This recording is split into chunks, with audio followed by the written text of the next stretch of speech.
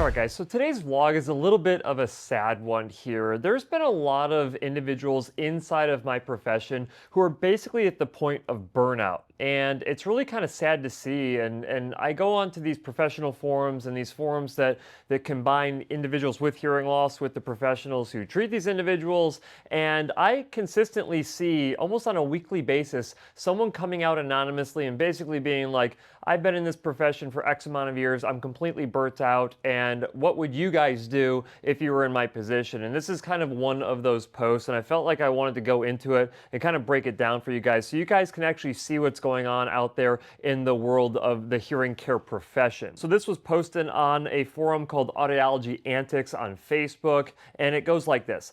This career is exhausting. I've been in the industry for a little under 6 years now. Every place I've worked has different practices. I'm not talking about how they program a hearing aid. I'm talking debating things that are different from what I've learned in school. I don't even remember what I learned in school anymore. What is the right way to do things and what is the wrong way to do things? Everyone talks about best practices, but it seems no one actually knows what they are. I'm so extremely frustrated to be constantly around people who don't care. I care. I want the patient's best interest, and I couldn't care less about how many hearing aids I sell. I want to help people. I feel like this industry is not what I signed up for, and the only reason I'm staying in it is to at least tell myself, at least there is one good person trying in this area. I know there are many good clinicians, but you get my point. I'm at the point where I'm tired of asking questions. I'm tired of learning and getting different answers from just about everyone. I think I'm done with the profession. I needed to rant and thought that maybe some people could relate or give some insight. Now, this particular individual, I don't know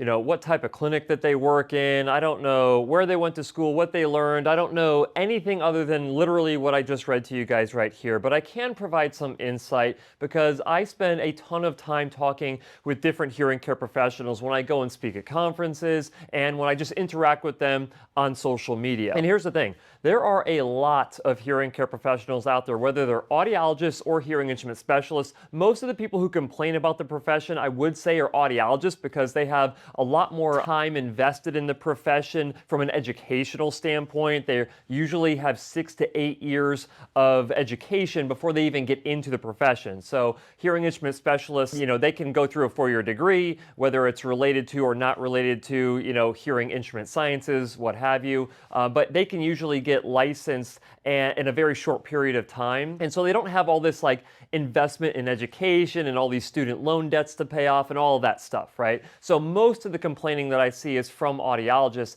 and honestly, I think it's for good reason. So this individual is basically talking about this idea that he or she doesn't really know what to believe anymore. They get different information from different people. Different people will cite different sources for the information that they're giving this individual, and they're just lost and confused. Now, this person ends up going on to say, I don't care about selling hearing aids. It almost comes across as though every job that this person has had in the world of hearing care has been at a clinic that really pushes the selling of hearing aids. Now, I personally, that would burn me out too if I had this pressure constantly of how many hearing aids am I selling a month. I've never liked that, and that's part of the reason why I started my own clinic, because I did not want to work in an environment like that. But the thing that's probably most disturbing is something that I totally agree with this individual, which is they hear everyone talking about this term called best practices, but they don't even believe that people know what that means. And I have to completely agree, because every time that I ask a hearing care professional, or a student for that matter, what are best practices, they never have a good answer. Most often they say, oh, it's real ear measurement. And I'm like, well, yeah, real ear measurement is one of the many best practices, but what are best practices in general? And really the answer that I'm looking for is a series of procedures that have been proven by research to result in optimal treatment outcomes. That is I've really thought a lot about this over the years, and I've kind of broken it down to that. It's not opinion-based. This is research-based. Best practices exist because research has identified that there is a gold standard way of either testing someone, selecting a hearing aid for someone, fitting and programming the hearing aid for someone, performing outcome measures for someone. All of these things have research that go into them. And so when I talk about best practices, the reason I like best practices so much is because it really takes my opinion out of it. Now, I do have an opinion that best practices matter, but at the end of the day, I'm not the one who gets to decide what best practices are. And so I think a lot of people kind of throw that term around. And I think a lot of people throw that term around, honestly, because I've been talking about best practices for the past 10 years on my YouTube channel here. And maybe I've created some type of disservice by doing so, because now people just have this like blanket term for like, this is just the right thing to do, but not actually being able to articulate what those things are and why. And so here's the thing, when you go into different clinics that you would potentially work at, different people have different opinions on the right way to treat hearing loss. Now, they really shouldn't have different opinions on whether or not they should be following best practices, but they probably have different opinions on how they implement those best practices. But it seems like from this person's perspective, it's like people aren't actually doing the best practices, or they don't actually know what they are. So when they offer their opinion on this is the way that you should do something,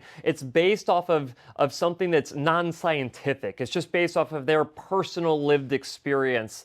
And this is why it conflicts with stuff that this individual was taught in school, to the point where this individual, has been so bombarded with this over a short 6 years. 6 years is nothing. I've been in this profession almost twice that long. And to go 6 years inside of the profession and come out of that being like, man, I don't even remember what I learned in school at this point. That's honestly, that's disappointing, because you would like to think that most universities out there that teach an AUD program are teaching the best practices and why you should be doing these best practices in a particular way to achieve an optimal treatment outcome. But, this kind of reminds me of when I was in the military. I remember going through boot camp, and then when you get done with boot camp, I was in infantry, so when you get done with boot camp, you go to School of Infantry. And you're at School of Infantry for like 3 months, and then you end up getting assigned your MOS, your military occupational specialty, and mine was mortarman when I was in the School of Infantry. And then when you're done with that, you end up going to the fleet. So in the case of for me anyway, I ended up going to basic security guard school, because right off the bat, I went into security forces. I did not go into the fleet Marine Corps. But what they often tell you when you get to your unit is, okay, I know you just went to the School of Infantry and you learned all these tactics and way to do this job. Forget all of it, because we're going to teach you our way. That's kind of like how audiology is for the most part. When you graduate, you're like, oh my gosh, I'm going to do reader measurement on everybody. I'm going to do test box measures. I'm going to do validation outcome measures. I'm going to do all these things to make sure that my patients are fully supported and are hearing their absolute best with their hearing aids. And then you go to the real world, and the clinic's like, yeah, we don't care anything about that. What we wanted you to do is sell as many hearing aids as possible and spend as little time with these patients as humanly possible so you can sell more hearing aids. That's really how most of the profession goes. Now, it's not that egregious. They don't like come out and just tell you that, but a lot of the systems and procedures that are built into these clinics, like that's kind of the goal, especially if they take insurance and managed care and third parties and all that. They're going to be almost forced to make you practice that way, where you don't have time to do these different outcome measures and make sure that you have your patients set up, you following a gold standard of practice. In fact,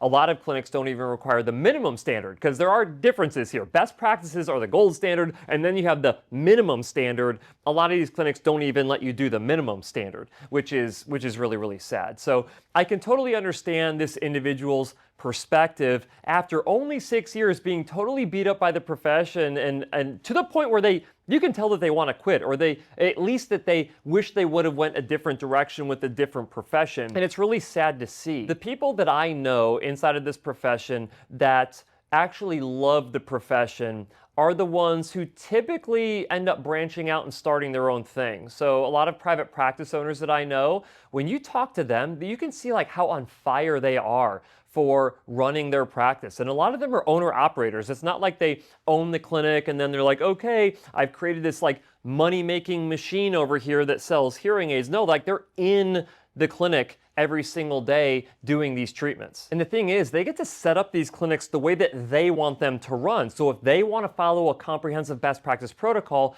they can do that. If they were to work for the majority of clinics out there, because you've got to remember here, my estimation, the last time that I thought about this, I suspect that less than 5% of clinics actually follow comprehensive audiologic best practices, right? Now, the amount of clinics that do real ear measurement is only 30%.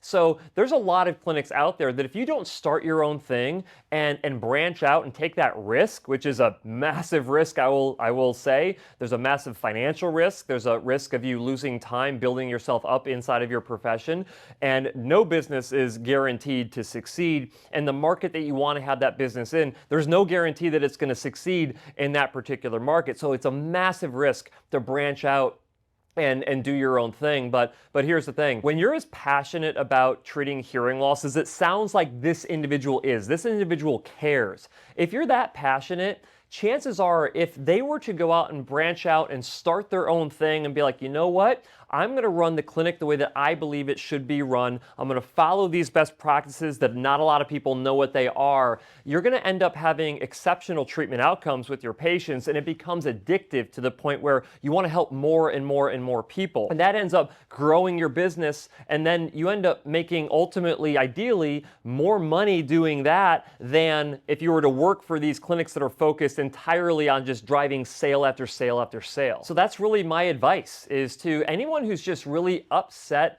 with the state of the profession and what it looks like and how sales driven it's become. And it's disgusting, honestly, for a lot of these clinics out there. What I would say is go find a clinic who actually knows what best practices are and who follows those best practices and requires that you follow those best practices. In fact, the best practices, you following them is more important than someone saying yes to hearing aids. It's more important than you selling another pair of hearing aids, because what they're there for is to actually make a positive change rather than to make an additional sale. And if you don't have a clinic like that in your area that you need and want to live in, then you have to consider the idea that you would branch off very small. It's not like you have to go start a massive clinic. I didn't start a massive clinic. I started in a single room. It was 170 square foot, was the entire footprint that my clinic had, Applied Hearing Solutions had in Anthem, Arizona, with no patients coming in.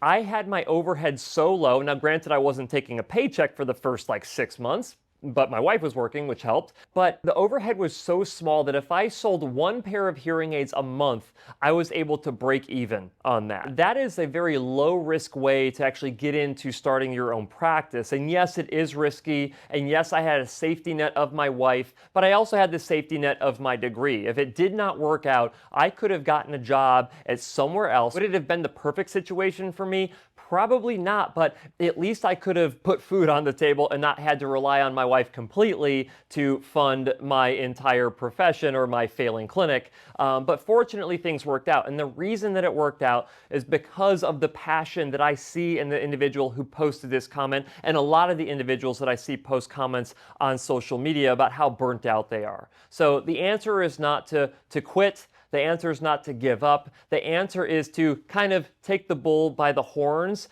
and force this profession to be what you want it to be. And that benefits everybody involved. It benefits you as the clinician, it benefits your patients, it benefits your family overall, because let's face it, when you hate your job, who do you think pays the price for that? Ultimately, it's your family, because you bring that hate back home with you, and it's just not worth it at the end of the day. But I'm going to be honest, I expect to see a heck of a lot more posts just like this one over the next several years and several decades, unless people start making the decision to control their profession rather than letting the profession control them. But I want to know what you think. Do you think that this individual is overreacting? Do you think that my response to this individual is completely off base? Let me know down in the comment section, and I'll see you next week.